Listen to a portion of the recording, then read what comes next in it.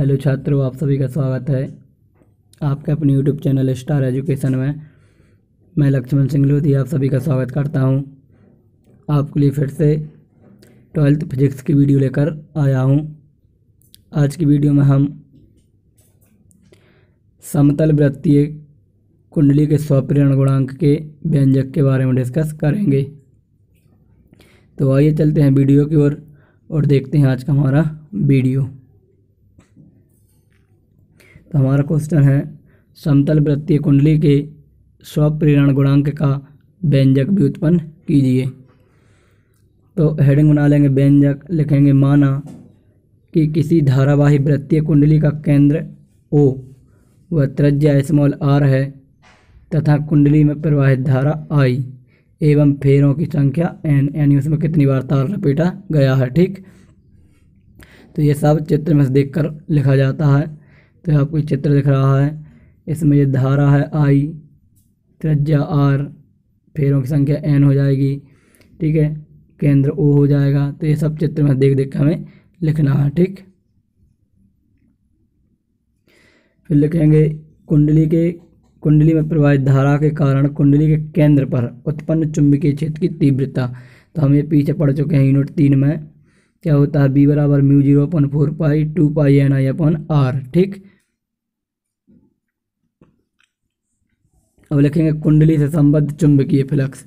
तो फाई बराबर BNA cos 0, क्योंकि B और A एक ही दिशा में रहेंगे इसलिए दोनों के बीच का कोण क्या रहेगा, 0 डिग्री। ठीक, तो cos 0 का मान होता है 1, तो फाई बराबर हो जाएगा BNA। क्या हो जाएगा, BNA। अब अपने पास B का मान उठा के यहाँ रख देंगे। ठीक, तो ये लाइन आ जाएगी। इसके बाद में n का गुणा n में करेंगे तो ये आ जाएगा, इस n का गुणा इस n में होगा। ठीक, n²। इसके बाद में वृत्त का क्षेत्रफल क्या है, पाई r²। तो पाई का r² a का मान रख देंगे, एक r से एक r कैंसिल हो जाएगा। और इसके बाद और सॉल्व कर सकते हैं यदि काटना है तो। ठीक, ये आ जाएगा। इसके बाद लिखेंगे कुंडली का स्वप्रेरण गुणांक L हो। तो L है तो ये L बराबर फाई/I। फाई का मान उठा के यहाँ पर रख देंगे, I से I कट जाएगा और इसके आगे और सॉल्व करेंगे तो ये कट जाएगा।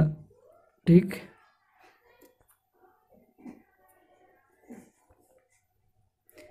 तो क्या आ जाएगा, ये हो जाएगा। ठीक, ये आ जाएगा। इसके बाद ये आ जाएगा, काट देंगे पाई से पाई, 2 एकम 2, 2 दूना 4।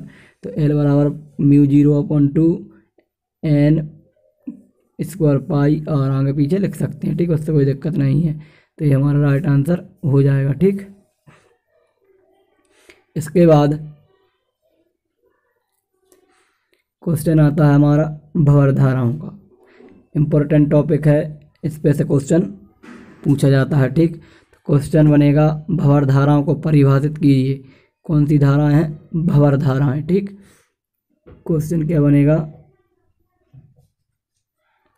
भंवर धाराओं को परिभाषित कीजिए तथा भंवर धाराओं को दर्शाने वाला प्रयोग लिखिए। ठीक, तो भंवर धाराएं नाम से स्पष्ट है। भंवर मतलब जब पानी में लहरें उत्पन्न होती हैं भंवर के समान, वो धाराओं के उन्हीं प्रकार की धाराएं उत्पन्न होंगी। तो लिखेंगे जब किसी चालक यानी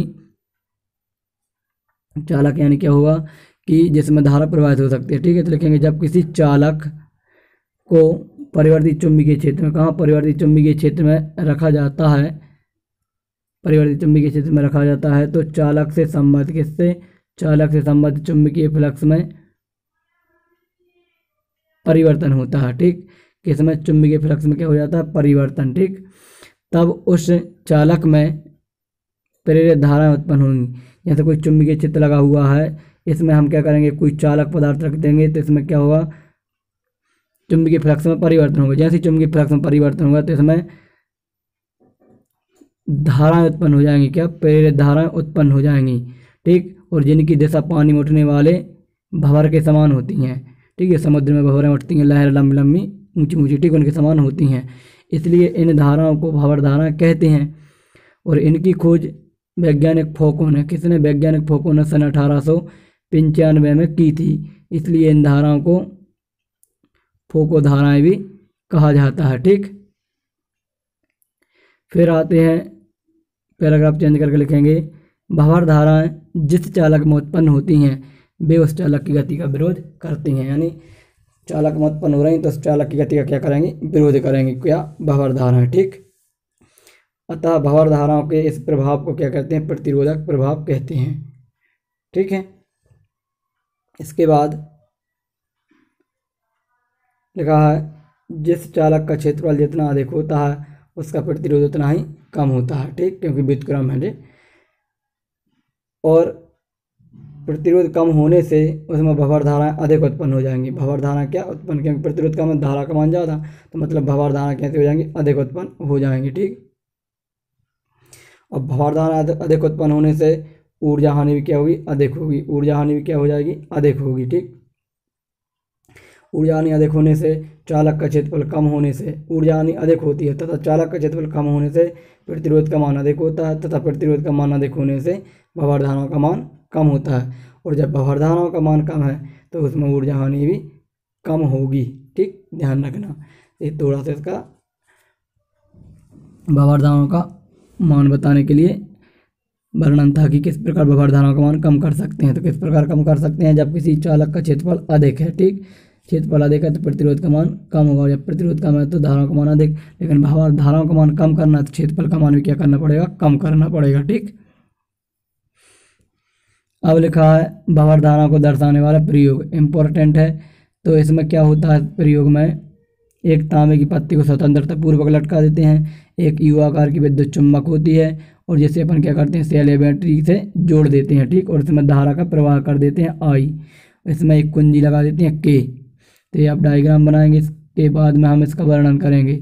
तो सबसे शुरू में क्या होता है, जब इस विद्युत चुम्बक में कोई धारा प्रवाहित नहीं होती तो ये तांबे की पत्ती है, पहले क्या होती है, हिलती है, क्या करती है, कंपन। लेकिन कंपन करने के बाद कुछ समय बाद रुक जाती है। लेकिन जब इसमें हम धारा प्रवाहित कर देते हैं, क्या करते हैं, धारा प्रवाहित करते हैं, तो धारा प्रवाहित करने पर ही पत्ती तुरंत रुक जाती है, क्योंकि इससे संबंधित चुंबकीय फ्लक्स में क्या हो जाएगा, फाई में परिवर्तन। जैसे इसमें परिवर्तन होगा तो यह गति का विरोध करेंगी, जिससे प्लेट तुरंत रुक जाएगी। क्या हो जाएगी, प्लेट तुरंत रुक जाएगी। तो इसे हम सिस्टमेटिक तरीके से लिखेंगे, तो लिखेंगे, क्या लिखेंगे,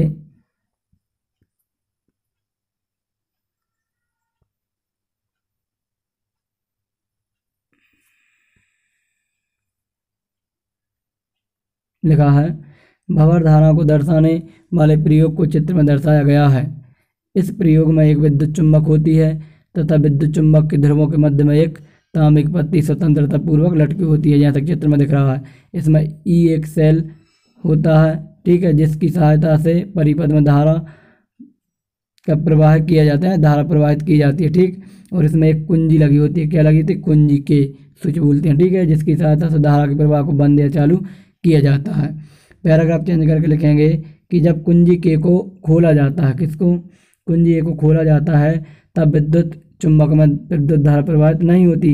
तब तांबे की पत्ती कुछ समय तक हिलती है, लेकिन कुछ समय बाद विराम अवस्था में आ जाती है। ठीक, और यदि विद्युत चुम्बक में विद्युत धारा प्रवाहित की जाए, क्या विद्युत धारा प्रवाहित की जाए, तो तांबे की पत्ती तुरंत रुक जाती है, क्योंकि तांबे की पत्ती संबद्ध चुंबकीय फ्लक्स में क्या होता है, परिवर्तन। और चुंबकीय फ्लक्स में अपन ने पढ़ा है परिवर्तन, चुंबकीय फ्लक्स में परिवर्तन होगा और उसमें चुंबकीय फ्लक्स में जैसे परिवर्तन होगा तो क्या होगा, उसमें भंवर धारा उत्पन्न हो जाएंगी। और हमने पढ़ा है भंवर धारा किसका विरोध करती हैं, जिसके कारण वह उत्पन्न हुई उसकी गति का विरोध करती हैं। तो लिखा है जो भंवर धारा जैसे उत्पन्न होंगी तो भंवर धारा क्या करेंगी, उसकी गति का क्या करेंगी, विरोध करेंगी। क्या करेंगी, विरोध, जिससे तांबे की पत्ती तुरंत रुक जाती है। ठीक है, इस पुष्टि द्वारा भंवर धाराओं की पुष्टि होती है। इस प्रयोग द्वारा क्या होती है, भंवर धाराओं की पुष्टि होती है। ठीक, फिर इसके बाद में आते हैं भंवर धाराओं के उपयोग। तो भंवर धाराओं का उपयोग क्या है, नंबर 1, भंवर धाराओं का उपयोग चलकुंडल धारामापी को रुद्धौल बनाने में किया जाता है। सेकंड है भंवर धाराओं का उपयोग विद्युत ट्रेनों में, विद्युत ब्रेकों में किया जाता है। फिर भंवर धाराओं का उपयोग प्रेरण भट्टी में किया जाता है। ठीक, नेक्स्ट है भंवर धाराओं का उपयोग प्रेरण मोटर में भी किया जाता है। ठीक है, फिर इसके बाद में आता है भंवर धाराओं के कारण ऊर्जा हानि। अब भंवर धाराओं के कारण ऊर्जा हानि किस प्रकार होती है, हम उसके बारे में समझेंगे। इम्पोर्टेंट है, ये अकेले 4 नंबर में आ जाता है। ठीक, तो लिखेंगे ट्रांसफार्मर, डायनेमो व मोटर आदि उपकरणों के मध्य भाग को, जिस सबके उपकरण के जो मध्य भाग होते हैं उनके मध्य भाग को हम कहते हैं क्रूड। क्या कहते हैं? क्रूड। यह नरम लोहे का बना होता है। ठीक, जब इस क्रूड से संबद्ध चुंबकीय फ्लक्स में परिवर्तन होता है, जो क्रूड बना होता है पत्ती से, आपने देखा होगा ई आकार की रहती हैं कुछ पत्तियां और कुछ एल आकार की पत्तियां रहती हैं, एल मीटर में आप देख लेना। ठीक, तो नरम लोहे का बना होता है। ठीक है, इस क्रूड से संबद्ध चुंबकीय फ्लक्स में परिवर्तन होता है, इस क्रूड में भंवर धाराएं उत्पन्न हो जाती हैं। अब भंवर धाराएं उत्पन्न होंगी जिससे इन भंवर धाराएं उत्पन्न होंगी जिससे इन भंवर धाराओं का कुछ भाग ऊष्मा में परिवर्तित हो जाता है। जिस प्रकार आवश्यक ऊर्जा के ऊष्मा बदलने से इन उपकरणों में भंवर धारा उत्पन्न होती हैं, उसे हम क्या कहते हैं? ऊर्जा हानि होने लगती है। जैसे क्या होगा, जो ऊर्जा भंवर धाराओं के कारण ऊर्जा हानि होगी। ठीक है, जब ऊर्जा क्या है? ऊष्मा बदलेगी, तो इन उपकरणों में भंवर धाराओं के कारण ऊर्जा हानि होने लगती है।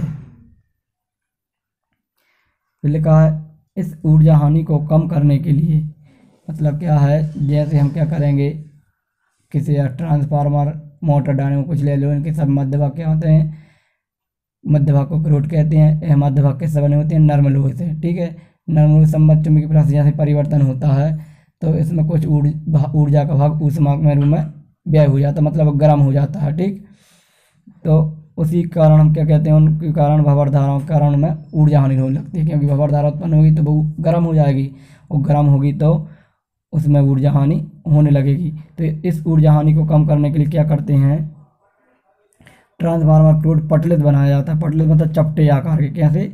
चपटे आकार के बनाए जाते हैं, जिससे उनका क्षेत्रफल क्या हो? कम हो। अब क्षेत्रफल कम है तो प्रतिरोध का मान बढ़ जाएगा। क्या हो जाएगा? प्रतिरोध का मान बढ़ जाएगा, और प्रतिरोध का मान यदि बढ़ गया तो फिर उनकी भंवर धाराओं का मान क्या हो जाएगा? कम हो जाएगा। क्या हो जाएगा? कम, क्योंकि जो भंवर धारा हैं वो प्रतिरोध के व्युत्क्रमानुपाती होती हैं। ऊपर मैंने आपके लिए चित्र में बताया है। ठीक, सॉरी, स्ट्रक्चर में बताया है थोड़ा सा। ठीक, और जैसे भंवर धाराओं का मान कम होगा तो भंवर धाराओं का मान कम होने से उसमें ऊष्मा हानि कम होती है, मतलब प्रवक्ता धीरे धीरे कम गर्म होती है। जब कम गर्म होगी तो उसमें ऊर्जा हानि भी कम होगी, और ऊर्जा हानि कम होगी इसलिए हम ट्रांसफार्मर क्रूड क्या करते हैं? पटलित बनाते हैं, ताकि उसमें ऊर्जा हानि कम हो। ठीक, तो ये आज का वीडियो हमारा कंप्लीट होता है। आज की वीडियो में इतना ही। इसके बाद हम नेक्स्ट वीडियो में पढ़ेंगे नेक्स्ट टॉपिक के बारे में, और यदि इस टॉपिक से संबंधित कोई भी डाउट हो तो कमेंट करके ज़रूर बताएं। जय हिंद, जय भारत।